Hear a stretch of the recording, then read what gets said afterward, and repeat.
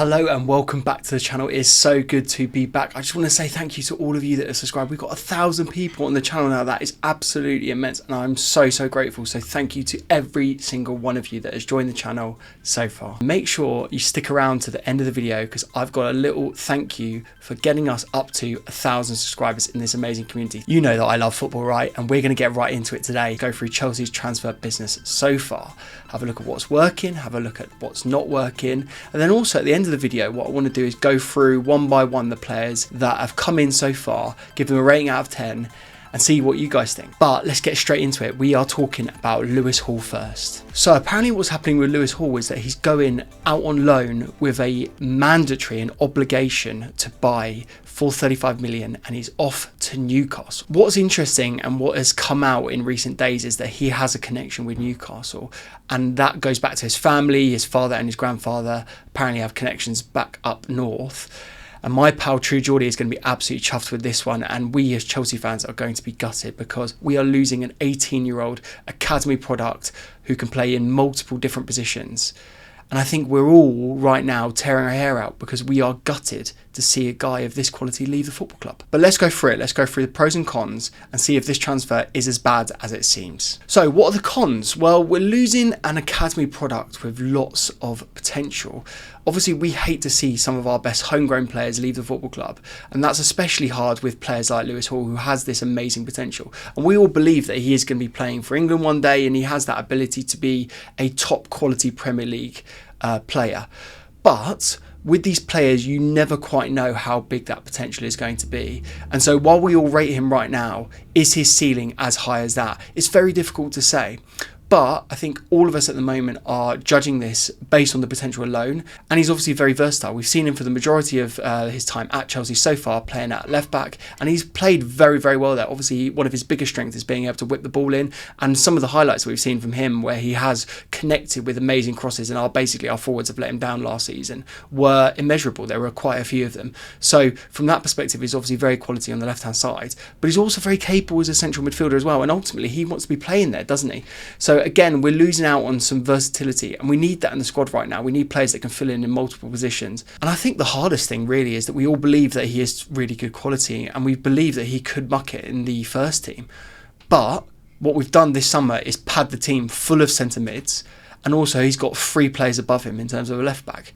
So overall, if we're looking at the cons here, there are quite a few, and so ultimately it does seem that this is a bit of a bad move. But why don't we look on the other side of this? What are the potential pros, and why could it be potentially quite a good thing that he's leaving at the time he is now? Well, him leaving means that we get a direct injection of £35 million back into the transfer kitty, which means that we're balancing the books from FFP. He is an academy player, which means that the profit that we get from this transfer goes immediately back into the books, which is very good considering when you've spent nearly £300 million on player acquisitions this summer. So I sympathise with the board a little bit here because they've got to look at the financial side of it, and they're going to know much better than we are what the situation is.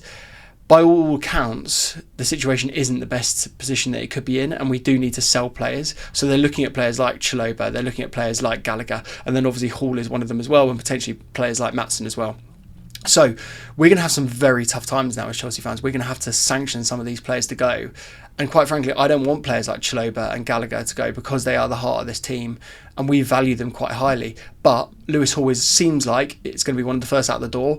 And if that means that we're going to be able to balance the books and not be under the FFP constraints or sanctions that we're going to potentially get, then I think that is quite a good thing for us. Okay, next thing that I want to talk about is about players wanting to leave. And I don't think this is something that we really do discuss as Chelsea fans when we're considering whether players want to be there or not. I mean, obviously we expect all of our academy boys to want to be at the club and want to stay here for the rest of their careers. And that's not necessarily the case for players like Lewis Hall, who has, as I say, a connection with Newcastle and the potential to play more in the first team for a huge club like Newcastle, who are playing in the Champions League right now. And so ultimately, if he doesn't want to be here, and Poch is like a big believer in this, right? If we don't have players that are pulling 100% towards a one common goal, that want to be here, that are desperate to play for the football club, that are incentivised and motivated to do so, then sometimes you've got to let players like that leave. You look at Man City, they do it quite often, don't they, as well? Like players like Cancelo. He obviously wanted to go. They've let him go straight out the door. They've done it over and over again, Man City. When we're looking at our team, sometimes we've got to make tough decisions, like we did with Mount, who I think everyone wanted to stay. But if he wants to go, sometimes you just got to let them go. And then on that point, talking about Poch and his desires in terms of his squad building, you've got to look at how many players he actually wants in his team. And by all accounts, he wants roughly 23 to 24 players, including 3 goalkeepers. And so we're going to again have to deal with tough decisions. Lewis Hall might be one of those players that has to make way to fit the squad amount that we need. And we've got to back Pochettino in this. If he wanted Hall to stay, that's fair enough. But if Hall wanted to go, I'm backing Poch, I'm backing the recruitment team. So again, I've given some pros and cons there. I don't necessarily think it's the best move in the world, and I also don't think long term it's going to end up being great for us, because I could see him being one of those players that is going to be top quality, Premier League standard, Champions League standard, and we're going to end up looking at this in 5-6 years and wanting him to play for us. At that time he's going to be 23, 24, and then we're going to potentially have to make a decision, like, do we want to bring players like this back? And we have had rumours of that in the past, and we've looked at players like Tomori or Guehi recently, and even in this window, about bringing them back into the team. We actually were even looking at people like Tammy Abraham, weren't we? And we'll have to see whether that comes to fruition for players like Lewis Hall. But overall, I think it's one of those moves that we're going to have to do. It's one that we're going to have to swallow, like the Mason Mount move. And whether we like it or not, it's happened. And so I think we've now got to move on without Lewis in the squad. So then let's go into the next bit of transfer news. Lavia is confirmed. He's going to be wearing the number 45, playing for Chelsea. And he has been registered, I think, in time to play a part, at least, in this game against West Ham this weekend. I'm really chuffed about this one. He was a player that was coveted by very top teams. Obviously, Liverpool were very much in for him, and they've dropped the ball really with him. They could have had him in their squad. They went for Caicedo. They made a mistake. They made him feel like he was second choice. With people like Joe Shields in the recruitment team at Chelsea, we've obviously made a bit of a move here and said, no, we want you. You are our first choice. We're going to bring in Caicedo, but we also want you to fill in the midfield, and we want you to make a big part of our first team plans going forward. He's got a lovely welcome message from Chelsea legend Eden Hazard, and so it looks like we have got a very, very solid midfield option now. We've got 3 players that can all play in there, and it looks like we are going to be going for a 4-3-3. Caicedo is going to be at the base of that midfield, and then you've got Enzo and Lavia both making sort of like those 8 roles where they're bombing on, pushing forward, and those guys are all going to rotate because they can all play the DM role. I think that Caicedo is going to end up being the deeper, but let's see how Poch puts all of these players into his team and whether he actually starts all 3 of them at the same time. Will it happen this weekend against West Ham? Let me know in the comments. What do you think? Can all these players come in and fit in the squad, in the team this weekend? And then another player I want to talk about very quickly next is Elysee. Obviously, we thought we had this guy as our new right wing option coming in from Crystal Palace. Again, a young player, has played in the Chelsea Academy before he went to Reading. Something weird has gone on here, hasn't it? I think there's been some tapping up accusations that Chelsea have come in and potentially turned this guy's head in a way that was illegal. And obviously, if there are any allegations from that perspective, you can understand why Chelsea have dropped out and walked away from this transfer. But it was so weird, wasn't it? Like, he was signing that contract with Steve Parish, the chairman of Crystal Palace. He didn't look that chuffed, did he? And I'll show you some footage on screen now of him signing the agreement. And it just looked a bit weird. And so obviously we don't know the terms of this contract. We don't know whether there's a new release clause and why he would have signed it, because obviously, you know, it seems like he was very happy to leave, and it seems like he wasn't that happy to stay. And so I think it's going to be an interesting one to see if he does want to be a generational player for Palace like Wilfried Zaha, or in a couple of years' time, maybe even next summer, whether other big clubs are going to be in for him. Obviously, we heard clubs like Man City and Chelsea were all in for him, so there must be some rumbling, some rumours from the agents, from the people that represent Elysee, that he was open to a move. So again, I think there's something weird that's gone on here, and I think in time we'll learn a bit more that this transfer isn't quite as simple as it seems. Overall, what do I think? Initially, I was quite gutted about this because I think he would have been amazing depth in the right wing area. Deputising, And I mean that intentionally, using that word deputising for players like Noni Madueke, who I think is slightly better already than him.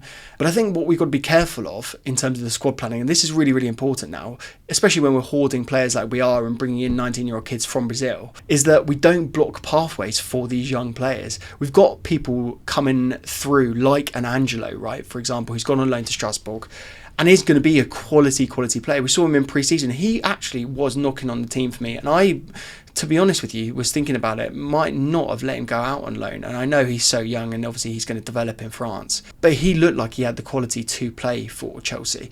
And so what we don't want to do is be in a position next summer where you bring in a player like Elysee and it means that Angelo isn't going to get in the team. So I think we've got to be really, really careful there. And in a weird way, that's a silver lining of this transfer falling through, in that Angelo can come back next season and fill a spot straight away because he looks like he is good enough, right? Let's see what Chelsea end up doing. Are we going to end up looking for a player that's a cam / a right winger, looking at a player like Kudus? Do we go in and hijack that transfer because he looks like he's going to our rivals and team that we're playing this weekend, West Ham? Cherki is one that's been going out through the whole summer. Seems like we're not that keen on his mentality. Johnson at Forest again looks like another option. So we've got a short list here, and I love that because we've got lots of different options, but it's going to be a long couple of weeks, right? We don't know who's going to come in. Again, let me know, who do you want to come in, and do we even need a player in that right wing position to complete the squad for this season? So what I thought would be quite fun to do now is look at the transfers that we've done so far, look at their transfer value, look at their potential, look at their quality, and then give them a score out of 10 to rate them to see how well we think they're going to be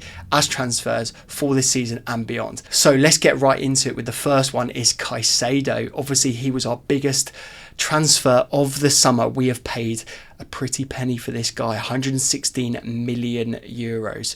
But he seems like he's going to be the player that unlocks our midfield, that completes our centre mid options, that is the DM that is going to be starting week in, week out. And because of that, I'm not that mad about the transfer fee. It's a lot of money, yes, but I think he's going to be absolute quality. So for that one, I've given him a 9 out of 10. He is good enough. He has the quality. He's 21 years old. I think he's going to be absolutely brilliant for Chelsea. The next one that I want to talk about is Christopher Nkunku. Massive injury. He really was going to be the talisman for us this season. Obviously, we made the transfer in January. He finished it and completed it in the summer, and now he is one of the Chelsea squad. I can't wait to see him playing in the Premier League. It seems like it's going to be months away. I'm gutted about that. But all in all, what was it? 60 million euros, something like that. And I think, therefore, it'll be a quality option for us. The only thing that I'm worried about, right, and I think a lot of people are worried about this generally in our squad right now, injury proneness. How fit is he going to be going forward? He's had a few quite long-term injuries during his time at other clubs, and obviously he's got this serious injury that has just knocked him out for 4 to 5 months potentially. We're not going to be seeing him back until December or January. So killer move for him, and that's why I can't give him a 9 because of the injury record, but we all know that he's going to be one of our better players, and for 60 million euros, which is quite frankly a steal for a guy of this quality, I've given that one an 8 out of 10. Next, let's talk about Disasi. He came in and he was only 45 million euros, which in the grand scheme of things isn't a lot when you look at how crazy the market is right now, even for players like a centre-back / right-back that he is. And I thought he played really well in his first game, and that means that I've given him an 8 out of 10. I think he's going to be a quality option. I'm gutted slightly because it means that Trevor Chalobah looks like he's going to be going out because they basically are very similar players. Obviously, the recruitment team feel that he's an upgrade. And again, I trust them. Those guys know what they're talking about. So if that means that Trevor has to go, Trevor has to go. Am I happy about it? No. But again, you've got to back the boys that are making decisions at the top because they're making more right than wrong right now. And so let's talk then about one of their best transfers to date, Nicholas Jackson. He came in for 37 million euros, steal. He has made a difference straight away. He looks like he is the successor to players like Drogba in the Chelsea team. He has the pace. He has the ability to finish. We're going to see goals from him this season. A lot of people have him in their fantasy team now, which means they're backing him to score goals, which is good. Chelsea fans, non-Chelsea fans, a lot of people are backing this guy's quality. And we've needed a number 9 for so long. And I'm going to give him 9 out of 10. I think it's a great quality signing. Yes, he's not wearing the number 9, but he's playing in that role. And what a quality move for a very cheap price. Next one I want to talk about is Ugo Chukwu. Obviously, he's come in. We haven't seen very much of him. There could be a loan on the horizon for him very, very soon. He came in 27 million euros. It seems like it's relatively good business, but we need to see him play to be able to really make a call. So what that means for me, without the knowledge of seeing him play for Chelsea and with the knowledge that he is young and might not get in the team over players like the Lavias, Caicedos that we've signed this summer window, I'm going to give it a 6.5 out of 10. Let's see, this guy could prove us all wrong and he could be absolute quality going forward. Then we're going to move on to the goalkeeper that we've signed, Robert Sanchez from Brighton. Obviously, Brighton love dealing with Chelsea and they give us a deal, don't they? But did they give us a deal with Robert Sanchez? We paid 23 million euros for him. And did that really make a difference in terms of the Caicedo deal? I think they were kind of linked, right? So that's why we've gone on for this guy. But the goalkeeping department at Chelsea rate him very, very highly. So much so that he has now taken the #1 shirt at Stamford Bridge, which means he is effectively locked in as our starting goalkeeper this season. We're going to be signing a younger player that is going to compete against him rather than another #1. So he's the guy. Do we feel confident with him at the back? He's had a couple of moments. I wasn't quite sure with his distribution and passing. He obviously nearly made a mistake in that Liverpool game. But he looks like he is more of a commanding goalkeeper. He's obviously much, much taller than Kepa. He's obviously much better with crosses and things like that. And we ultimately, as Chelsea fans, want goalkeepers to be goalkeepers. And I want a guy in net that's going to make the saves and make the high claims, because that's what goalkeepers are all about. And sometimes we complicate it about massively ball-playing goalkeepers. And look, let's not worry about this guy. Like, he can use his feet, right? And obviously, first game for Chelsea at Stamford Bridge, it's obviously going to be a bit nerve-wracking, a bit jittery. But I think that he is going to come good. So with that in mind, I am going to give it a tentative 7 out of 10. I think he is a quality player, and I think he will be good for us.